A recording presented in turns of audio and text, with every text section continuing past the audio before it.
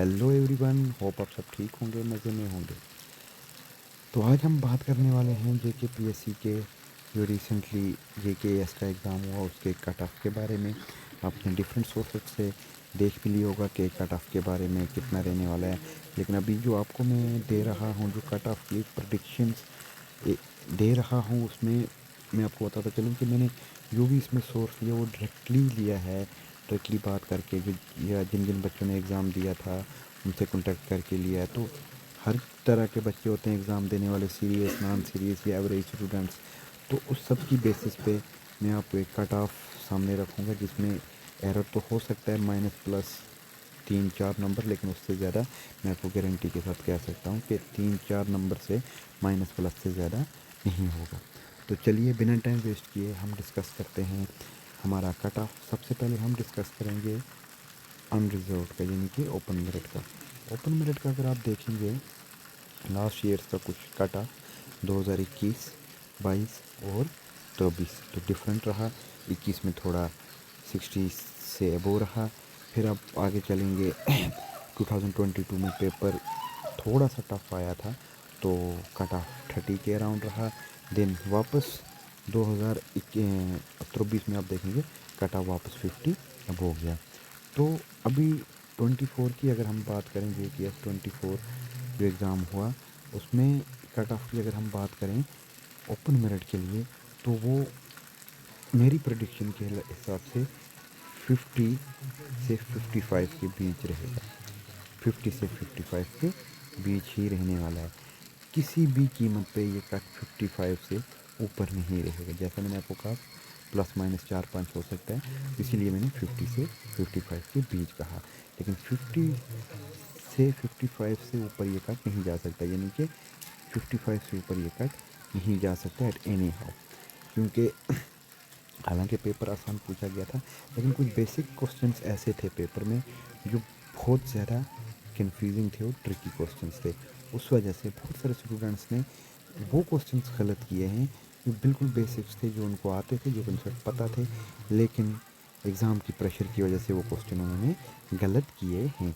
और मैं आपको साथ साथ ये भी बताता चलूँ, जीएस में कुछ 4 क्वेश्चंस के आसपास ऐसे क्वेश्चंस हैं, जीएस 1 की मैं बात कर रहा हूँ, जीएस 1 की, जिनके पूरे चांसेस हैं कि या तो वो रिवाइज़ होंगे, और इनमें 3 क्वेश्चन ऐसे हैं, 4 क्वेश्चन ऐसे हैं जो सॉरी जिनमें एक क्वेश्चन रिवाइज़, अगर हम रिप्रेजेंटेशन डाली है वैसे तो एक क्वेश्चन रिवाइज होने का चांस और 3 क्वेश्चंस को नलीफाइड किया जाएगा, यानी उसके आपको 6 नंबर सबको प्रो राटा बेसिस पे दिए जाएंगे। प्रो राटा बेसिस पे 6 नंबर दिए जाएंगे। तो करें अगर हम वापस आते हैं अपने कट ऑफ पे, तो मैं आपको बताता चलूँ, ये तो होगी ओपन मेरिट का जैसा कि हमने आपको बता दिया। अब बात करते हैं कैटेगरीज़ की। तो ओपन मेरिट के साथ ही अगर हम आरबीए कैटेगरी की बात करें तो ये भी 48 से 50 के बीच में ही रहने वाला है आरबीए का कट। देन अगर हम बात करें कुछ मेजर कैटेगरीज़ की जो 10% पे आरबीए 10% आपका रहेगा। उसके बाद अगर हम एसटी की बात करें, अब एसटी में भी 2 एसटी हैं, ST1 एंड ST2। ST1 का अगर आप कट ऑफ देखेंगे तो ये 35 से 40 के बीच में ही रहेगा। 40 से ऊपर ये कट एट एनी हाउ नहीं जाएगा। देन अगर हम यहीं पे ST2 की बात करेंगे तो ST2 का कट अराउंड 38 से आपका 44 के अराउंड रहने वाला है। 38 से 44 के अराउंड रहने वाला है आपका ST2 का कट। ओके, देन अगर हम बात करेंगे SC कैटेगरी की, तो SC कैटेगरी का कट ऑफ जो रहने वाला है वो भी 42 टू 44 समथिंग ही रहने वाला है हमारा SC कैटेगरी का भी। देन अगर हम नेक्स्ट कैटेगरी की बात करेंगे जो EWS कैटेगरी है, जो सेम 10% जिसमें रिजर्वेशन दी गई है, तो इसका कट भी 45 प्लस माइनस आप 2 कर लीजिए, इतना ही रहने वाला है। देन अगर हम एक और कैटेगरी जो हमारी है IBALC, तो इनका काउंट भी अराउंड 50 ओपन मेरिट के आसपास ही रहने वाला है, क्योंकि इनमें रिजर्वेशन कम है। तो